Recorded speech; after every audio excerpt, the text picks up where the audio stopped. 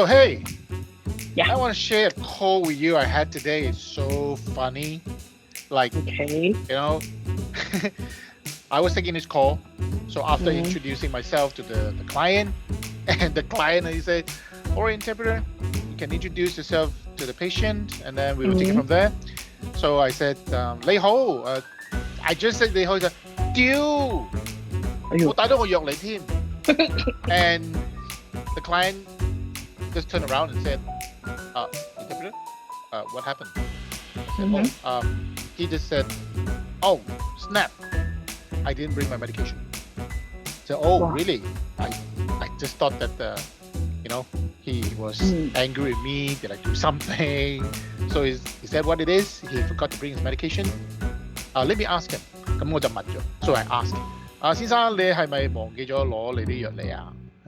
係啊，屌！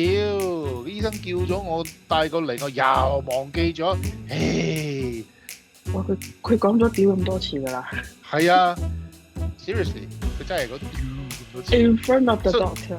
yeah, but the doctor doesn't speak Cantonese, so True. Mm. so I had to interpret, right? And Yeah. What did you say? yeah, I wanted to say F, but then I thought, okay, because of the protocols we have to follow. Mhm. So, I mean, there's so many ways to say "you," even in English, right? So I say, snap, or crap. I can always say that. I don't have to say the F Right. word. So Uh-huh. I just say, snap. Yes, I forgot to bring my medication because the doctor told me to. And the client was laughing, and then the client was saying, "Oh, that's okay. It's all right. I mean, we'll go through the list from the computer, and then you just go through, to say whether when's the last time you took it, the same questions they ask Right. all the patients." Right. And when I told that to the LEP, and the LEP person was saying that 我都唔識英文嘅 I don't know English. 我唔識英文嘅，哎呀，所以咪要帶個藥嚟啊嘛，屌！Another one. So I said the same thing. I said, because I don't know English, that's why I'm supposed to have my medication with me. Crap. So the client was laughing. I mean, it's one of those things that make the call a little fun sometimes. I mean, we do have It really does. It does. stressful calls. It Sometimes does. it could be fast, sometimes it would be really fast, But yeah, occasionally, I mean, we do have fun, with calls. What about you? Anything 最起 interesting? 碼 yeah, at least yours answered the question. Mine doesn't answer the question. I was asking, the doctor. It was 係個心臟科醫生嚟㗎。咁佢睇個心臟科睇同佢檢查完啦，跟住佢就問翻咁樣個醫生就檢查完啦，跟住個醫生就問佢啦，仲有冇其他問題想問啊？我咪 interpret 咯，is there anything else that you want to ask？咁個病人個 LEP 又講我，喂醫生，咁樣我啱啱做完手術，我膝頭開始痛喎，係咪 Yeah, it's 手 not 術 related, man. Exactly. So I was anticipating what the doctor's going to say. Oh, I was anticipating that the doctor would just say, "Oh, I'm a cardiologist. This is got nothing to do. You might need to go see orthopedics." Whoa, no. The doctor was saying, the knee is very far from your heart. Oh boy. I think the Really? client is just being polite. Don't want to Probably, say, yes. the doctor's not saying that that's not my problem. You have to Mhm. see someone else for that. I'm only a cardiologist. But I think he's just Right. being lighthearted. He's just taking it light and just Correct. say that, I think so too, the knee yeah. in the heart is too far away, But Um, staying professional, I can't laugh. of course. So I just have to hold everything in and 先生，你嘅膝頭同你嘅心係好遠㗎。So I just have to say that. Oh boy, I have to keep that call. I just have to compose my cool and get through with that call. And boy, I have to call on a break and I start laughing after that. That was fun actually. That was quite fun, but not every day we get a fun call, isn't it? It's true because sometimes call can be really challenging. Mhm. And we don't know every time when the phone rings. We don't know what to We don't expect. know exactly. The only Yeah. thing we can see is where it's calling from, but we don't know for sure whether Mm-hmm. this is something's going to be a positive one, negative one. Is it going to be, a really quick one? Because sometimes we do get calls that really last less than a minute.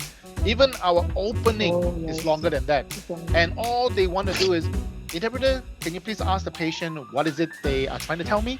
And when you go ahead and ask the patient, and they would just say, oh, I just want to use the bathroom. Yes. Oh, I see. Okay, I'll help you. 好啊，Right. 我幫你，and that's it. That's the end of the call. Mm-hmm. So sometimes it can be a really difficult one.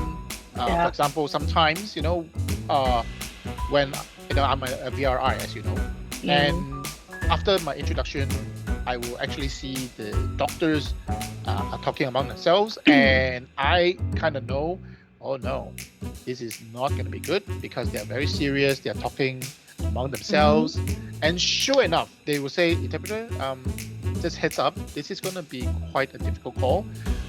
We are here with different specialists, different doctors. We're going to be talking to the patient's family about hospice. So, and the next thing you know, they will tell me the same thing I anticipated. We're going to wheel you into a room. So we have the family members to ask and all the questions they have. And sure enough, it's going to be a really tough one. Yes. Really tough. Yeah. So, it's really difficult for us to emotionally be prepared for anything. It could be a nice one, it could be a funny one, it could be a lighthearted one, it can be anything under the sky. Just like as people say, life is a box of chocolates, and we just don't know. So we just have to be professional and be ready, So yeah, I mean, I know a lot of people are asking us like, hey guys, why a podcast? Yeah, I mean, are you guys going to be like training people, telling them how to be a good interpreter? No, I don't think that is what we want to do at all. And if people want to be an interpreter, I'm sure they have their own reasons, right? Oh, and I'm a person of info out there. Yeah, exactly. And if they wanted to learn more other than training provided by the company or even from a training school that they graduated from, I'm sure there are plenty of really professional interpreters out there having YouTube videos to share tips and what to do. But it's not what we want to do because that's not why we have this podcast in the first place. So it's more like sharing our experience and our life as an interpreter, Yeah, and hopefully at this sharing all this, because we work at night and we are working outside in the US, so we work at night, we work from home, and when you are not in an office environment and you're working alone and you have a difficult call, we need to extend our support to other interpreters who are going through something. They can't just cope up in the room and absorb everything. Sometimes it's good to just let it out, and so probably we can do something for them as well.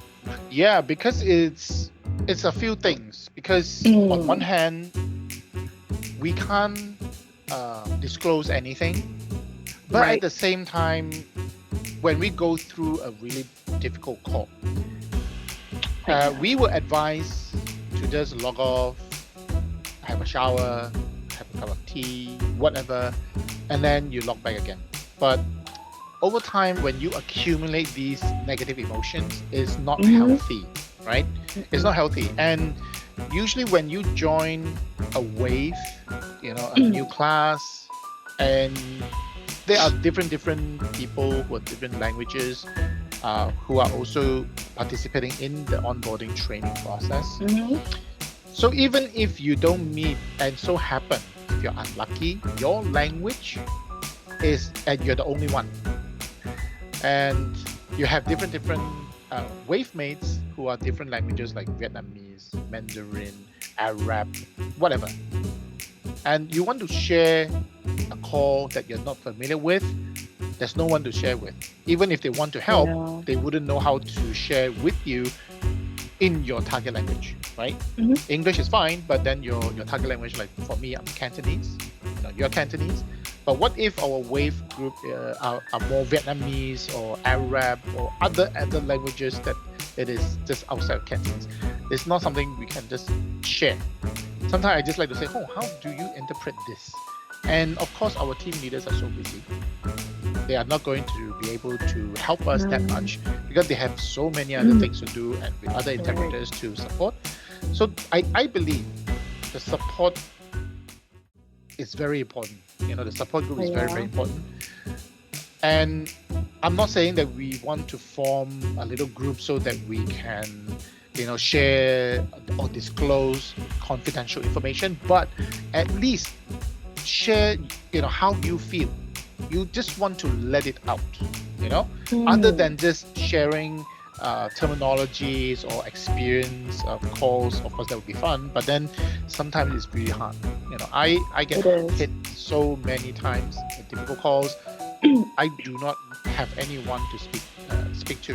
Like you said earlier, our shift, is a graveyard shift, and we work from home. It is off-site, and most of our friends are sleeping. And even if you want to send them a text, you won't get an instant reply.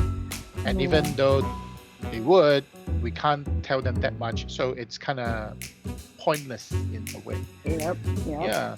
So that's why this podcast is to share how the interpreters cope, how they can get support, and of course we can always share stories. Yeah. So I also notice one thing, Caroline, is whenever I go online, I try to look for videos about the interpreters. And unfortunately, I'm not saying that the content is not good. They are really nice. They are really informative. And I actually refer back to them as well. But I feel they are not getting the traffic that they deserve, because the people who are searching for these videos are interpreters who need more advice. Yeah, they want to improve more. They want to get more tips. And what more than to ask, tips from interpreters with experience, right? So of course you go Google, and the first place you go to, YouTube. So I actually gone through a lot of videos. A lot of them are very useful. They tell you, how to train, how to do better, attentive listening, note taking, short-term, long-term memory, languages, etc., etc. There's so many out there. That's why we don't need to do that. They do such a good job already. But I notice at the same time, the traffic that they're getting is really sad. I mean, they should get more.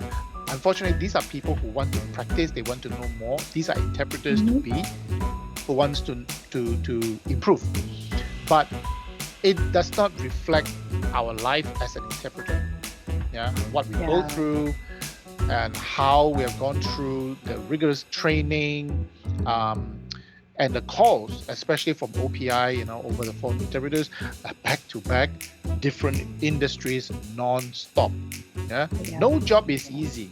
A lot of people just think, what's so difficult? You just need to be fluent in 2 languages. English, your source and the targeting, so it's English and another language. But it's not true. Even if you have all these languages, you grew up with these languages, which is a good foundation, but you still need these skills. And even with these skills, it's how you manage the call, right? So managing the call is just one aspect of it. It's how you react. Sometimes the client can be very agitated. Maybe they were in a bad mood. Maybe they're in a hurry, and they just release stress on you as if it's the interpreters who've done wrong, but it's not. And we have to understand that sometimes it's not their fault too. They're just out of agitated. They're just being agitated. So that's why they release it on us. but that's why we just want to share that side of the story. But at the same time, yeah, it's not always negative. Yeah, we had like what I experienced earlier, like what you experienced Mhm. earlier. These are fun Yeah. things that we want to share. We want the people to know that it is fun to be an interpreter too. Why we pick this job? Yeah, we do. One of our goal is to help people. Yeah, help people who cannot communicate. We want to be a bridge. We are the Mhm. conduit. Yeah, we Mhm. want to help the clients do their job, to help their patients or help their customers or clients. That is one thing. But yeah, people are just not going deep enough to understand how it is, to be an interpreter. Yeah. They thought, you're just sitting down with two languages, put a headset on, and then you just talk as you talk. Oh, it's Oh, more this is than that. beyond It's that. Yeah. it's So beyond that's that. why this podcast Mhm. is here to share. So we are going to be making things fun. We Yeah. want people to get involved. We are going to Mhm. have guests.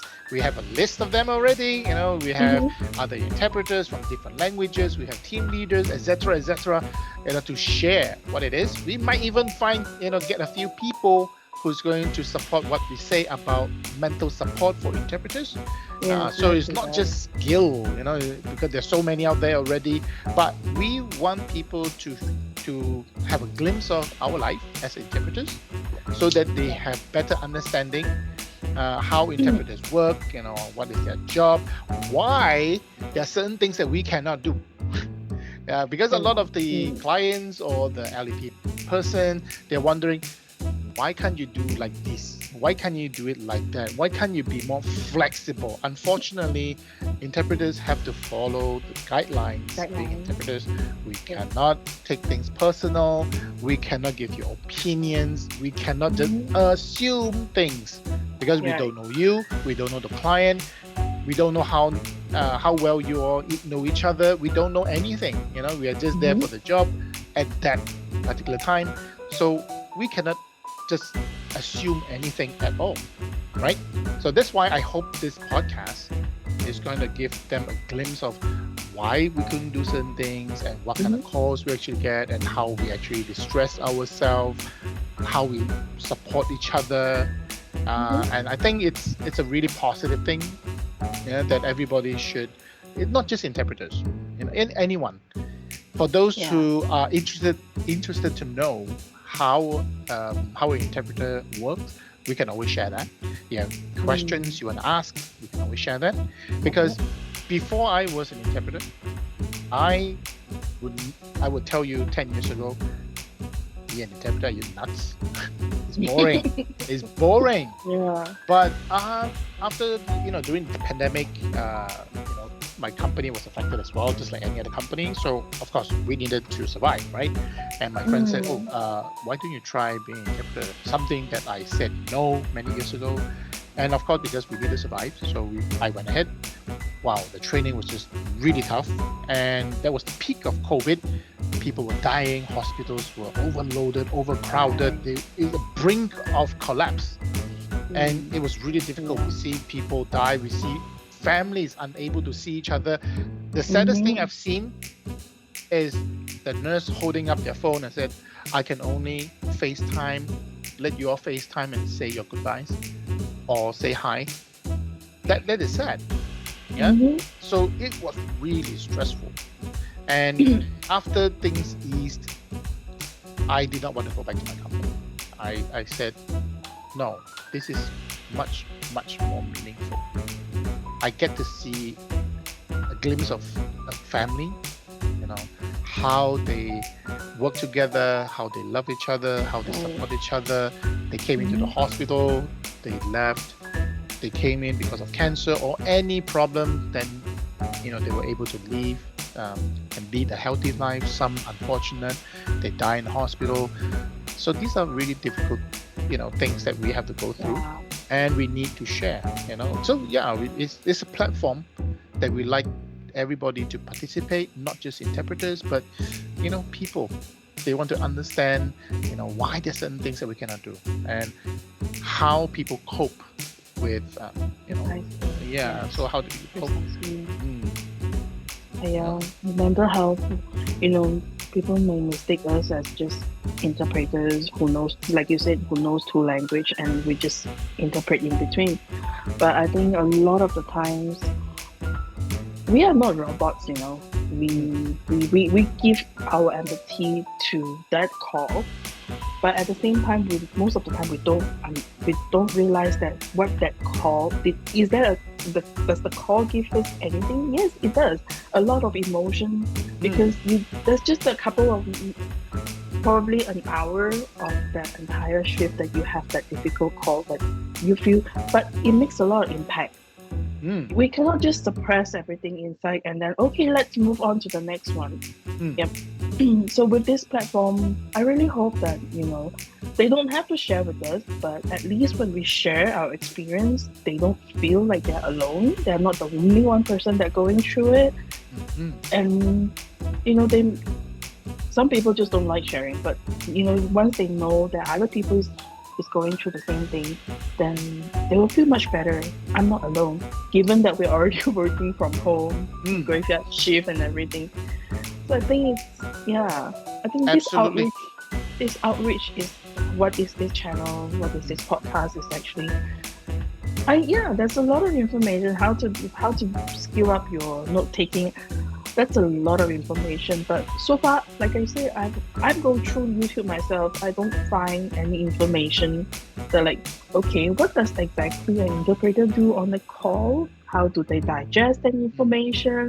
How do they digest the emotion? Yep. Yeah, Absolutely. so I think this platform is more like a place, a playground that people can share their experience. It can be anonymous. They can come up and say, "Oh, my name is so and so. I'm from which country, or what language I'm actually interpreting." They don't even need to if they don't want to. They can just randomly, anonymously. They can just share, say, "Hey guys, I hear you, and I agree, and it is true. Sometimes this job just feels so alone." Yes. Because when we join in a wave group, we may not know everybody and they may not be the same language. So yes, sometimes we can share experience and that's about it, but it's different. It's still different. It's different, so it's still if you different. are a different language or target language, it is still different because the culture itself is different. So 真係唔同嘅. So that's why we are opening up for anyone. I mean, you don't even need to be an interpreter. You can say, can I share anonymously, this is what my experience is with an interpreter. In a hospital, I did not speak English and then they were using this interpreter service. I think it's good or I think it's bad. Just share, anything that you think that, can enlighten yourself, enlighten us, what you think using an interpreter service feel like. Then we can also reflect on ourselves when we do our job. We have in mind what you were sharing with us, and maybe who knows, we can improve on that. There are certain things that we cannot do. We have to follow through company policy, the guidelines that we have to follow. There are many things that we are unfortunately unable to change, but in terms of the service, in terms of empathy, in terms of the way we interpret, maybe there is something that we can do as individuals or interpreters that we can approach you when we interpret. So there are so many ways for us to improve. It is always changing because we are dealing with people here, right? 每個人都唔同㗎嘛. We're all different. Some people are long-winded. Someone don't speak at all. I mean, I'm sure you, Caroline, just like me and all the interpreters that we know. Sometimes the LEP person, for some reason, we don't know why, but they don't give you straightforward answers. The doctor will say, 有冇痛啊? Any pain here, any pain anywhere, and they will give you once upon a time, this happened. And what's worse, after the once upon a time story, they still do not tell you if there's any pain or whether the pain is related They don't even tell Yeah. you. We don't know why. I don't know whether they are because they are lonely, they want someone to speak to, but it's sometimes so frustrating. I mean, we get blamed from the client. Are you asking the right question, interpreter?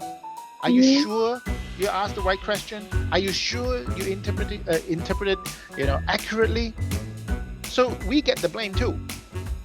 So at times we are not allowed to interject or interrupt the LEP person, and definitely not the client. Yeah, but I think we are able to gauge that, okay, if a client would ask a yes/no question, even if the client don't understand yes/no in our language, but a yes/no would not be once upon a time, right? So they are. I'm sure they know. This is not a yes or no, because the LEP is just, the patient is just talking. It's just So I going think on it's and our on. job to excuse them and pardon.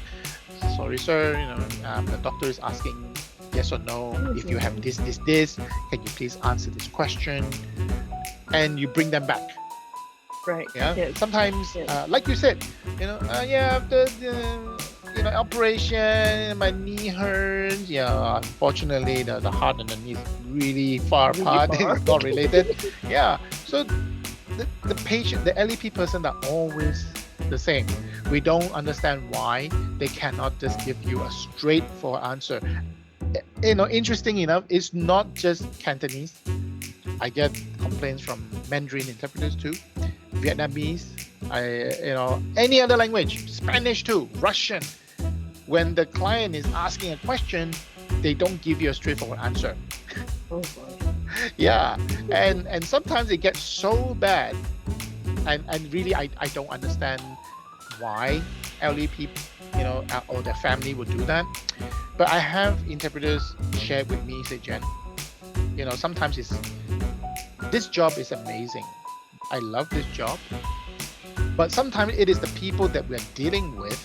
I don't know whether this is a Chinese trait or is it just in general LEP person does that. So I was asking, okay, so what happened? And she told me, I was on a call. The client was asking me something about the phone or something, and I asked the LEP person. And the LEP person replied and say, oh, 我嘅電話壞咗. So I would interpret back to the client and said, oh, my phone is not working, or my phone is, broken or whatever. And she heard the LEP person's daughter yell out, no, wrong. She said, cannot download the app. So she got so annoyed. She had to defend herself, right? Otherwise, the client might report her and say, oh, this interpreter misinterpreted. So she spoke up and said, this is an interpreter. I stand by my rendition. Your customer said, 我嘅電話壞咗, which translates to, my phone is not working or my phone is broken. And the family member just kept quiet. I don't know why they do things like this. I mean, we are here to help you communicate with the client, We're helping you. We're not here to make you look foolish that, you don't speak English, now you need me. No, we're not. That is not the purpose of our job at all. We are there to help you. The client call us not to make fun of you. They call us to support you, respect you that you don't speak English, and we, are trying to help you. But instead, you want to turn it around and making the interpreter look foolish in front of the client. And some clients can really be nasty. Yes. Yeah. So, they would just say that, are you sure you interpreted correctly? Correctly, yeah. So it's a matter of how you have to speak up for yourself at times. I'm not asking you to argue with the LEP person. No. I'm not asking you to argue with the client. Definitely not argue.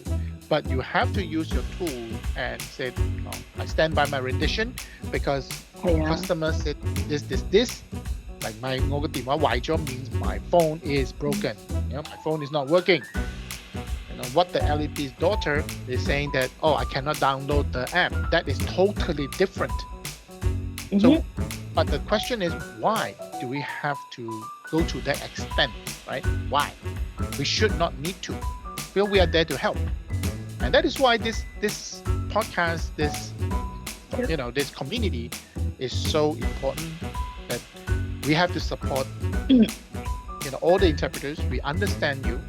We understand your pain, your challenges, because we are one of you, and we are not here to fault the LEP person or the client. We are just here to share our world, our experience, and then you have a place that we all speak your language. We have been through your pain. We understand your challenges. And if you want to talk about it, we're always here. You want to share it online, on the community, we are there too. So I see this really positive support group, this support system. Yeah. Even if an amateur or a newbie wanted to ask us some tips about how to handle certain calls, what is our advice, of course we are willing to do that too. Yeah. But the podcast is more fun thing for us to have fun, to share, the calls that we get daily. That is, I think, what we are hoping to achieve. But yes, definitely welcome anyone, any questions, you want to ask us anything, you want to share anything, whether you are an interpreter sharing your calls, whether you are someone who used an interpreter before and what you think interpreters should do to help them better. Yeah. And then, we're not saying that why we don't do it. We are not justifying it. We're just explaining to you there are certain things that we are not allowed to do. And it's for you to understand that we have to follow certain protocols. And hopefully when you have encountered an interpreter, you will understand why there's certain things you cannot do. Then maybe you will know how to use our service too. Just like a client, we need time to know how to use or work with an interpreter. Same thing, because some clients they would talk really, really long sentences as if we are recording, but we are not. And some of them will be going back and forth, and it's really difficult for us to do our job too. So sometimes we use our tool to get repetition, get shorter sentences. We need to clarify. We need definitions. It's not because we don't know our job, but it is difficult because everyone speaks differently, right? Everyone has a style. Accents. Some people have accents. Some people they have to recap everything. They have to sometimes scratch that. After long sentences, you take out your notes. They will say, scratch that. They do say that. They do that. Yeah, they do say scratch that, and then we have to take our notes all over again while we are already ready to interpret. So there's so many things that are going on in a call. These are live calls. These are not pre-recorded. We don't listen and then we think what's the best way to interpret them. So we are live subtitle captions. So that's why they have to understand it's not so easy. Sometimes the LAP person will go on and on and on and still not to the point what they want to say to the doctor, and that is really frustrating, because do we stop you? Do we not stop you? Do we tell the patient to stop and then inform the client that it's unrelated already to your question? So it's really difficult how we handle it. So that's why share your experience with us. As we go along, it's going to get better. This podcast is going to get better. This is the pilot, as we call it. So we want to have a foot and see how else we can do this better and improve from there. Give us feedback. So thank you all of you for tuning in. All right. maybe we should also share about what we're going to talk about next. We have some materials, right? Prepare Yeah. for our listeners. Mm. I think Yeah. we should talk about what people have been worried or interpreters are worried about AI. I'm not sure whether you agree or not. Yes. Yeah, everyone has been talking about AI. Oh, one day they're gonna take all our Mm. jobs. I'm sure our jobs are gonna be in jeopardy. We are going to suffer. We're gonna lose our jobs. I don't think so, but who knows? We are going to talk about this, and maybe we'll put AI to the test. Who knows? Yeah. We should Right? do Yeah. that. So Stay tuned. stay tuned. Until the next time, happy interpreting.